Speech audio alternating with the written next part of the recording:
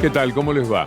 Un par de conferencias, más que discursos todavía, nos han levantado el ánimo, porque uno escucha a Axel Kicillof hace un rato o ayer a Alberto Fernández y ve jerarquía moral, intelectual y también adhiere a los postulados de ambos, tanto el gobernador de la provincia de Buenos Aires, que improvisó una brillante exposición, como Alberto Fernández, que ayer también dio verdaderamente cátedra, estableciendo una diferencia de asombro verdaderamente con quien antes ocupaba ese lugar y decía ese tipo de discursos.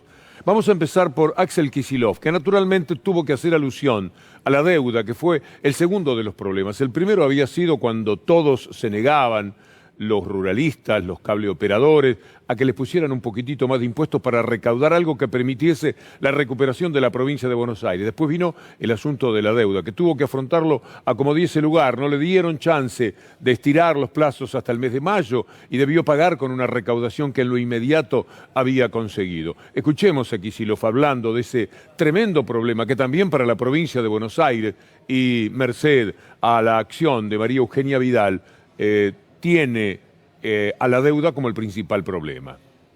La cuestión de la deuda también es muy comprometida y muy preocupante. Los datos oficiales muestran que la deuda pasó de ser 9.362 millones de dólares a ser de 11.263 millones de dólares. Creció un 20% en dólares en 4 años. Pero claro, esta provincia no recauda, no produce en dólares. Tenemos que afrontar compromisos en dólares. La deuda en pesos se quintuplicó en la provincia de Buenos Aires. Por eso, la carga de intereses en comparación con el presupuesto de la provincia de Buenos Aires pasó de 10% a 15%, cuando el gasto de capital fue menos de 5%. ¿Cómo se puede decir que con la deuda no pasó nada o que está igual? Fue una muy mala y muy ruinosa administración de la deuda de la provincia. Dicen que hay una cierta fama de Kicillof cuando era catedrático, que iban de las otras materias a escucharlo y se justifica. Lo que hizo hoy fue una demostración de recursos y de conocimiento y de probidad que por supuesto ayudan muchísimo porque la opinión pública está allí esperando a ver qué dicen los hombres que se van a ocupar de nuestras vidas y quiere saber cuáles son sus calidades. También la exposición de Alberto Fernández fue riquísima, indiscutiblemente. Lo tuvieron que admitir aún quienes están muy confrontativos con este gobierno, buscando cualquier resorte que les permita levantarse en contra, y no lo encontraron. Ciertamente les resultó muy difícil. Hizo, en principio, para después pasar a otros asuntos, un verdadero informe de situación, Alberto Fernández, en su discurso de ayer. Soportamos un nivel récord de inflación del 53,8% durante el año 2019. Debemos enfrentar una deuda pública récord en monto y concentración temporal de vencimientos. Solo en el año en el que estamos, en el 2020, los vencimientos de capital representan el equivalente a 48.968 millones de dólares. A ello deberíamos adicionarle 14.838 millones de dólares en conceptos de intereses de esa deuda. La desocupación trepó al 9,7%, destruyendo más de 240.000 empleos privados entre 2015 y 2019. La industria instalada registra un nivel de capacidad ociosa que roza el 40%. Llevamos 19 meses consecutivos de caída de la actividad industrial. Nuestro país hace 2 años que está sumido en una recesión profunda. El Estado Nacional registra una deuda en materia de obras públicas de más de 35.000 millones de pesos. El 60% de las obras iniciadas se encuentran paralizadas. Los aumentos tarifarios de los servicios públicos en los 4 años que precedieron a nuestra llegada registraron incrementos excesivos. El servicio de gas se incrementó en ese periodo alrededor del 2.000% y el de electricidad cerca del 3.000%. El nivel de esos aumentos llevaron a situaciones críticas a miles de familias, jubilados, comercios, pymes e industrias. Más de 5 millones de argentinos y argentinas, que son parte de los sectores más vulnerables de nuestra sociedad, se endeudaron con el ANSES a altas tasas de interés solo para cubrir otras deudas que los apremiaban. Encontramos un Estado debilitado donde casi desaparecieron los instrumentos de regulación. Ha habido problemas recurrentes con el mantenimiento de la infraestructura y el patrimonio del Estado. Se lastimó la relación con los trabajadores del Estado, postergados por la llegada de supuestos gerentes de alta calidad que fueron recompensados con sueldos que el resto de los empleados no recibieron. La recurrente subejecución presupuestaria acabó conjugándose con deudas en múltiples dependencias, con la decadencia de la infraestructura ferroviaria por falta de mantenimiento y con empresas públicas que incrementaron sus déficits operativos de modo sostenido. Un ejemplo tal vez sirva para entender la gravedad del deterioro. Estamos cursando el brote de sarampión más importante desde el año 2000, con el riesgo de perder el logro de ser un país libre de esa enfermedad. El nivel de depreciación argentina es tal que solo un esfuerzo mancomunado que conjugue honestidad intelectual, ejemplaridad dirigencial y fraternidad comunitaria será capaz de encaminar nuevamente a nuestra patria en la senda de un desarrollo inclusivo y sostenible. Lo afirmo con humildad y también con profunda convicción. Lo dije al jurar como presidente de la Argentina. Comencemos por los últimos para llegar a todos. Es buena idea, por cierto, ir a los más vulnerables, ir a socorrer primero a los que peor lo han pasado, particularmente en estos 4 años. Pero eso no es todo, lo que dejó el gobierno anterior también es una estela de corrupción tremenda.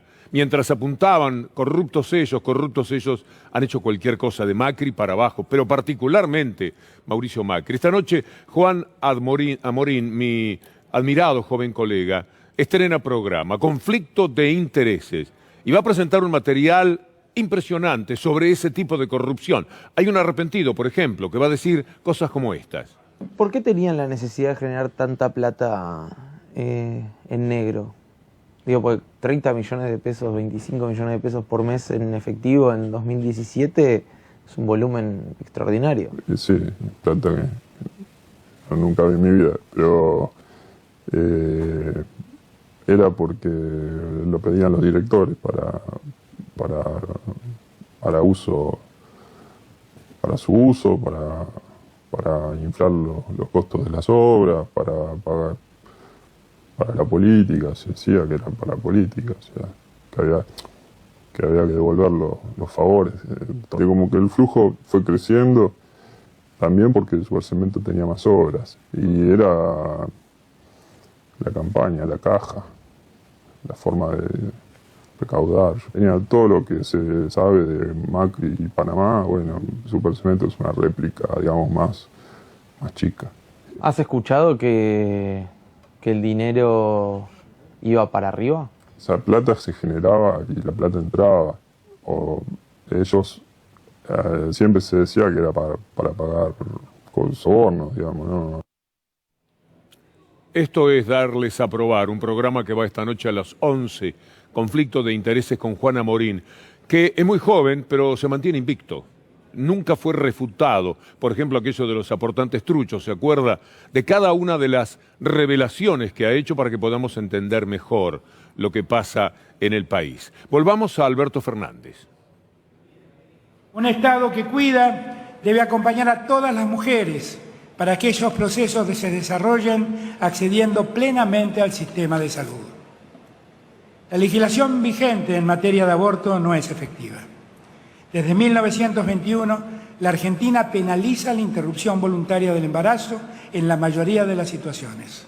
La existencia de la amenaza penal no solo ha sido ineficiente, demostrando que el devenir social transcurre más allá de la misma norma. También ha condenado a muchas mujeres, generalmente de escasos recursos, a recurrir a prácticas abortivas en la más absoluta clandestinidad, poniendo en riesgo su salud y a veces su vida misma. Un Estado presente debe proteger a los ciudadanos en general y obviamente a las mujeres en particular.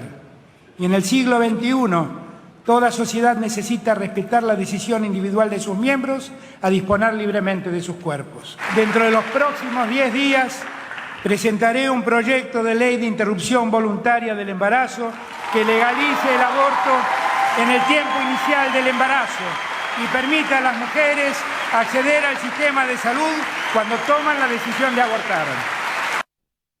Por cierto, fue un momento de tremenda emoción. Para mujeres y para hombres también, que participamos de la idea de Alberto Fernández, pero ha sido tan larga la lucha. Incesante, es verdad, pero demasiado larga. Para lo claro que está, lo que seguramente contendrá el proyecto de Alberto Fernández. Es uno de los temas dominantes de este año. No hace directamente a la economía, quizás aquello que siempre está en las mayores urgencias de la gente, pero hace a derechos muy importantes que las sociedades van definiendo en su calidad en la medida en que las puedan adoptar. Pero fíjense ustedes que el tema del aborto fue el que más les importó, el que más recogió. Mire que habló Alberto Fernández. El título de Clarín y el de Nación, la mafia mediática de la Argentina se parece. Alberto les apuntó a los jueces, va contra los jueces. Por ahí andan disparateadores hablando de venganza. Y avanza para legalizar el aborto. Lo mismo hizo el diario La Nación. El mismo título, se ve que a la noche hablan y dicen con qué maldad vamos a ir hoy, por dónde la jugamos, cuál es nuestro movimiento. Fernández apura el debate del aborto y desafía el poder de Comodoro Pi. El Banco Central de la República Argentina se encuentra analizando de modo pormenorizado la manera en que nuestro país recibió divisas en concepto de préstamos y el destino que los mismos tuvieron. Todos hemos visto impávidos cómo los dólares que deberían haber financiado el desarrollo productivo acabaron fugándose del sistema financiero, llevándose los recursos y dejándonos las cargas de la deuda.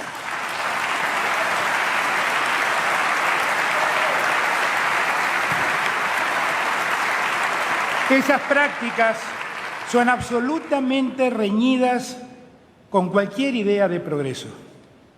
Es la especulación más dañina que puede enfrentar una sociedad.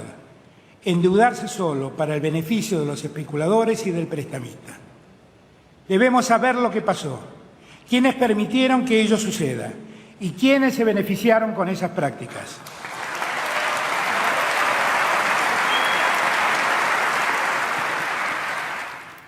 Hay algunas placas que podemos compartir con ustedes gracias a la doctora Julia Estrada, la gente del CEPA, que permiten también, esta es una información de la UNDAV, vale la pena recordar cuál es la radiografía de la deuda y de la fuga. La deuda con legislación extranjera es 158%. Deuda con organismos multilaterales 241% aumentó. Y la deuda externa aumentó un 163%. Sigamos, porque hay que entender esto. Es el punto de partida nefasto que le han dejado a este gobierno. La deuda con el Fondo Monetario Internacional, la más grande que jamás se contrajo por ningún país con el fondo, y la más alta que en tiempo récord contrajo un país, la Argentina. Casi 50.000 millones de dólares, vayan poniéndole los intereses. Y por último, vale la pena recordar cómo fue la fuga en tiempos de Macri. Siempre hay fuga. Por eso es que en su momento Cristina Fernández de Kirchner debió poner lo que dieron en llamar el cepo. Era la única contención posible. En el 2016 se fueron 10.000 millones de dólares. En el 2017, 22.000. En el 2018, 27.000. Y en el 2019, casi 27.000 millones de dólares. Creo que hay que buscar otro título, porque en realidad ni siquiera ningún economista serio puede, creo, estar hablando de cepo. Queda muy impactante como título mediático, es fantástico, pero no tiene nada que ver con la realidad. Pero también podríamos denominarlo al periodo anterior el de timba cambiaria. Timba cambiaria que se expresó muy claramente durante las elecciones del año pasado. Desde las PASO, que fueron en agosto, y entre el mes de octubre, para ser más precisamente el 23, se llevaron, y esto sí tengo que decir, es un término feito, pero bueno, se llevaron. Porque, ¿por qué digo se llevaron? Porque hicieron correr en el mercado el rumor, y si no busquen las crónicas de los diarios, pero lo cierto es que en ese periodo entre agosto y septiembre se fueron 4.700 millones de dólares por efectos de timba cambiaria, por especulación netamente financiera. Es decir, se habían ido 4.000 millones de dólares. Y la presidenta de entonces dijo, esto no puede ser, porque van a terminar con el país a esta marcha. Y por eso puso lo que dio en conocerse como el cepo. Era la única manera de frenar. Igual se iba dinero con el cepo, por supuesto, muchísimo menos. La presidenta estaba preocupada por 4.000 millones. A Macri no le movía un pelo, 9.000, 22.000, 27.000, 26.000, dale que va. Llegó después el tema de los jueces, de la justicia en general, en el discurso de Alberto Fernández. En este tiempo de la Argentina en el que nos toca gobernar, venimos a ponerle fin a la designación de jueces amigos, a la manipulación judicial, a la utilización política de la justicia y al nombramiento de jueces dependientes de poderes inconfesables de cualquier naturaleza. Nos proponemos impulsar un reordenamiento de la justicia federal que evite el cajoneo o la activación de expedientes en función de los tiempos políticos, que impida la construcción de falsas causas, que acabe con la arbitrariedad en materia de detenciones y que impida para siempre que la discrecionalidad judicial reemplace a las normas del derecho. Propiciamos la creación de un nuevo fuero federal penal que unificará a fueros penales que hoy tienen jurisdicción en el ámbito de la Ciudad Autónoma de Buenos Aires. Transferiremos parte de esa jurisdicción a la ciudad, que así logrará su plena autonomía. Estamos terminando para siempre en la Argentina con la manipulación de sorteos, la concentración de procesos que el oligopolio de los jueces federales ha permitido. No estoy calificado para opinar en términos jurídicos de lo que es la reforma, pero reflexionemos juntos porque esto es fácil. Si usted tenía 12 jueces, algunos de ellos ya completamente poco creíbles, para decir algo amable, 12 jueces, y las causas siempre recaían en Boradío o Ercolini y se les sirven al poder real, estábamos en problemas. Y además, las causas se movían mucho más lentamente. Eran cientos o miles de las causas que cada uno de esos hombres tenía. 12. Ahora van a ser 50. ¿Esto qué nos dice? Que va a haber más rapidez, mejor atención de las causas y que además va a ser casi imposible direccionarlas. Esto es un sentido verdaderamente reformista. Por supuesto que también está subyacente el tema de terminar con las jubilaciones de privilegio de los jueces.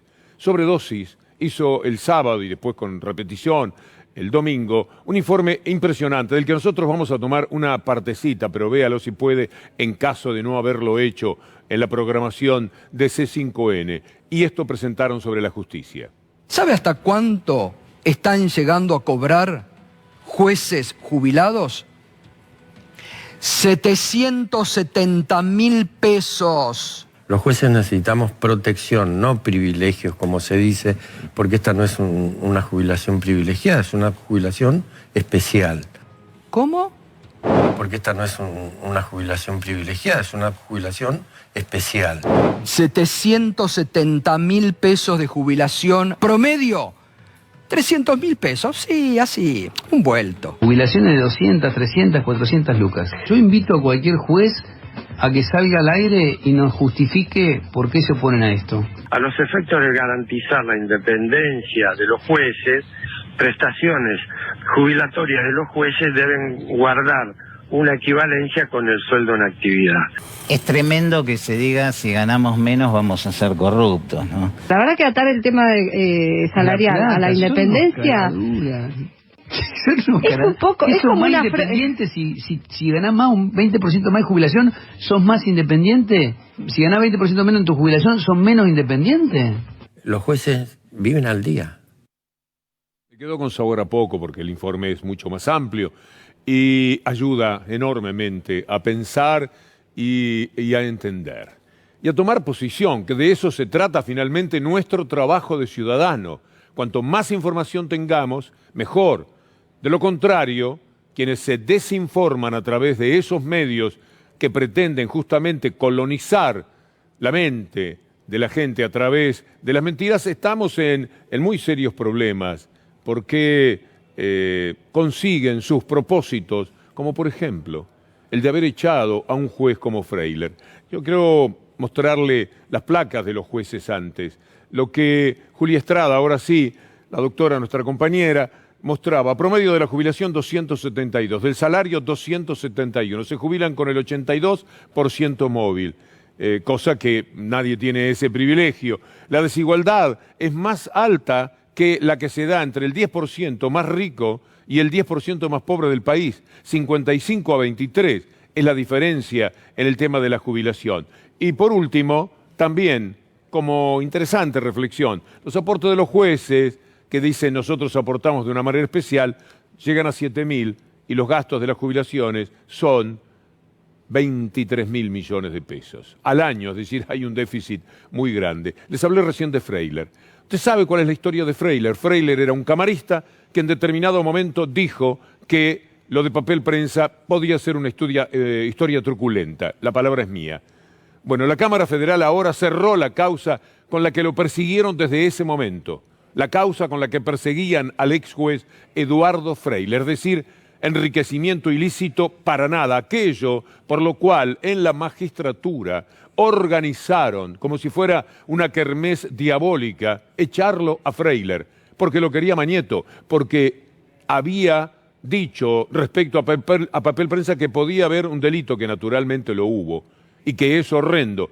El hecho de meterse, bueno, esta es la tapa de mi libro, en el cual hay un capítulo que se llama Freiler. Todo un capítulo estaba destinado a Freiler, sin saber que un día lo iban a echar de la justicia. Papel prensa, el grupo de tareas, medios, jueces y militares en la mayor estafa del país. Veamos una parte del contenido.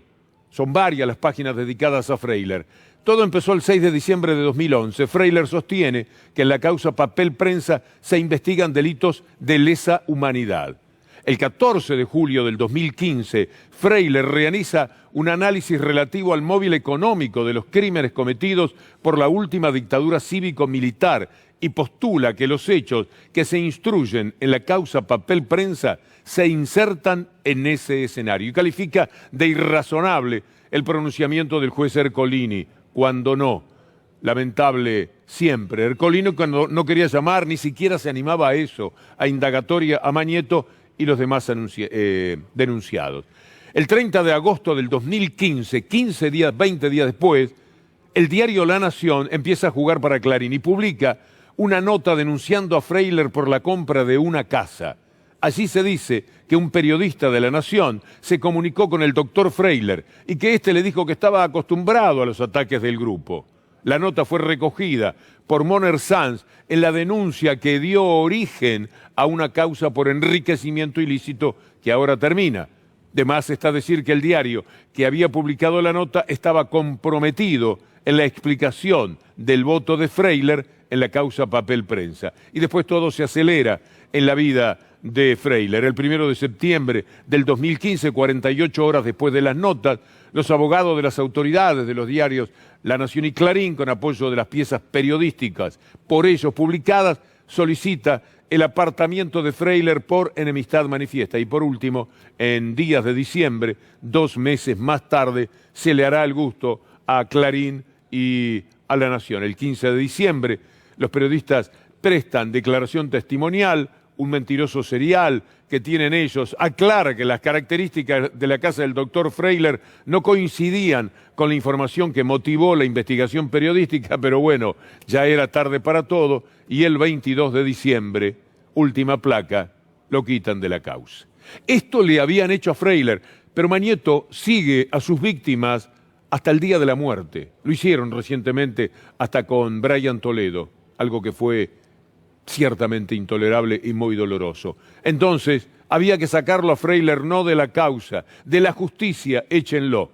Y en combinación con Lorenzetti, que retuvo al senador Páez, que tenía que jurar para que no llegara a tiempo, y el Consejo de la Magistratura, verdadera cloaca de lo que llamamos, entre comillas, justicia de la República Argentina, adelantando lo que era el tema número 13 de la sesión, poniéndolo primero, mientras Lorenzetti, vergüenza nacional, entonces presidente de la Corte, retenía al senador para que no fuera a participar de una reunión, con su voto cambiaba todo y Freiler sería todavía camarista, con esa maniobra lo echaron a Freiler. Ahora se sabe que no tenía nada que ver, que la denuncia era una falsedad absoluta y que solo sirvió para sacarlo del tema papel prensa y como correctivo para que todos los jueces aprendan, también sacarlo de la justicia, a un hombre que tuvo el coraje de resistir hasta último momento. No le importó la jubilación, como estos jueces que ahora dicen vamos a perder independencia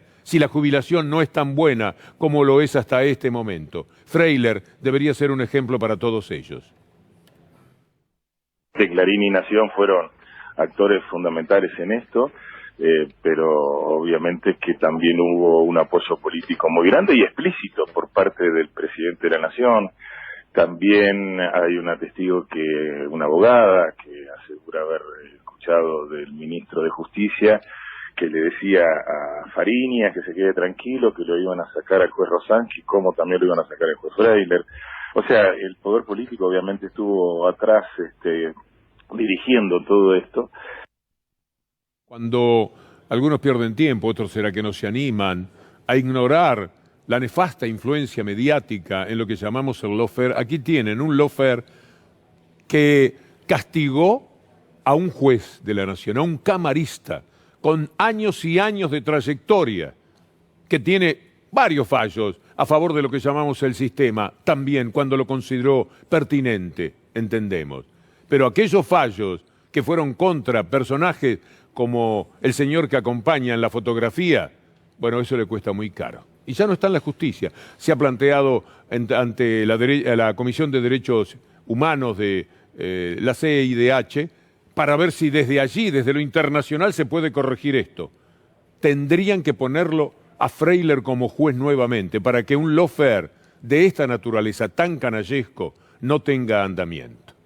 Bueno, un final más amable vamos a tener. Vamos a ir a las buenas noticias, pero antes una despedida de la señora Carrió. Parece que no va a estar más en la política. Lo dijo, ahí tenemos el título de su anuncio y lo que ella misma dijo.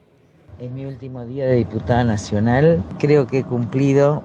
En mayo espero publicar las obras completas, que son 18 tomos de 600 páginas.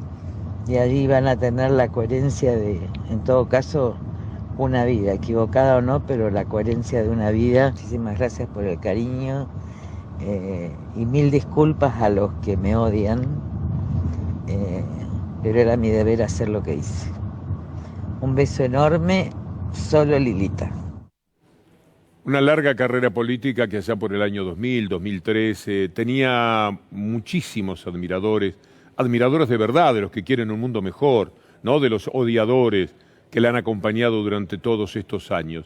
Ella a veces habla de su coherencia. Bueno, hay que ver la coherencia que tuvo con Macri, al que defenestraba y luego defendía capa y espada, o con Clarín, cuando hablaba de la mafia de carniceros que hacían lobby ahí adentro para conseguir aquello que buscaba Clarín en los años 2000 y 2003, y después la gran defensora de Clarín. Pero también están las cosas terribles que ha dicho, el juego con los temas de la muerte, siempre por supuesto provocada y causada por otros, aquello horripilante que dijo de la Sota, lo gracioso que resultaba Mario Negri, que ya sabemos es un tipo muy gracioso cuando la codeaba ante los disparates que estaba diciendo Carrió y que lo comprometían en su candidatura a gobernador de la provincia de Córdoba. Bueno, todo esto es una estela de recuerdos inolvidable, por cierto, sobre Lilita Carrió. Me saqué una fotografía con Macri y jamás me la voy a sacar en mi vida. Elisa Carrió y Mauricio Macri, quien finalmente publican esta fotografía, confirmaron ese acuerdo con foto y todo. Jamás me saqué una fotografía con Macri y jamás me la voy a sacar en mi vida. Y jamás me la voy a sacar en mi vida. Mauricio Macri tiene una incompetencia feroz. No puedo calificar de otra manera. Pero alguien le tiene que decir. You are stupid. You are stupid. Digo, nadie puede ser tan incompetente. Yo creo en Mauricio Macri. Creo absolutamente. Ya ha sido derrotado Macri, y la verdad que era como un parto. Yo no podía creer, no sabía cómo le iba a poder explicar a mis hijos que empresarios ligados al robo del país pudieran ganar. Es escandaloso lo que pasa en Río Cuarto y hay responsables políticos de lo que sucede en Río Cuarto. Y no voy a decir más nada porque me codeo. Pero es la verdad. Y que yo sea la denunciadora. Mira, gracias a Dios murió de la soga. Porque ahí sí sabría lo que era una denunciadora. A nosotros no nos van a sacar de Olivos los que nos quieren mover.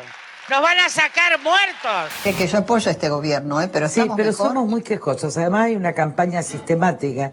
Si ustedes leen en C5N todos los días... Es decir, no me importa la inseguridad. Pero yo lo veo en los reportajes, en los noticieros. Ay, yo antes comía y ahora no como. Pero es toda una propaganda, ¿eh? ¿Es una propaganda? Es una propaganda sistemática. Que terminó acusando a uno de nuestros periodistas que estaba haciendo una cobertura, y a todos, ustedes son unos delincuentes. La vamos a extrañar porque la caricatura en la que se fue convirtiendo para los medios de comunicación también, hay que reconocerlo, era un tema que hacía al entretenimiento que puede tener un noticiero para matizar con las noticias más serias, como estas que vienen ahora, y que hacen a expectativas fundadas. Hoy empezaron las clases, normalmente. Un éxito de Kicillof, un éxito de Trota, haciendo la paritaria nacional del gobierno en general. Hay paritaria nacional, 23.000, después 25.000 y los chicos van al colegio. 4 provincias nada más, Santa Fe, Neuquén, Río Negro y Entre Ríos no tienen clases. Se había dicho que Santa Cruz también, pero Santa Cruz empezó la primaria. Por lo tanto, los chicos están ahora donde tanto costaba que pudiesen estar en cada comienzo del mes de marzo. La señorita Claudia le pregunta a Ferro, ¿quién fundó la ciudad de Asunción? Ferro lo ignora y lo confiesa. La maestra intenta por otros rumbos. Tissot, no sé, señorita.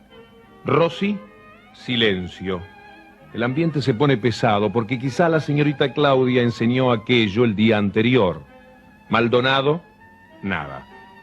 Claudia frunce el ceño y ensaya unos reproches generales. Fresa, el Tano Fresa, lo sabe de algún modo misterioso. Es extraño el camino que siguen las nociones. Suelen alojarse donde menos se piensa. Núñez, López, Dalasta, tampoco. Fresa espera, sobrador, sin levantar la mano. Cosa de mancha orejas, piensa. La señorita Claudia se dirige a las niñas y pronuncia el nombre Amado.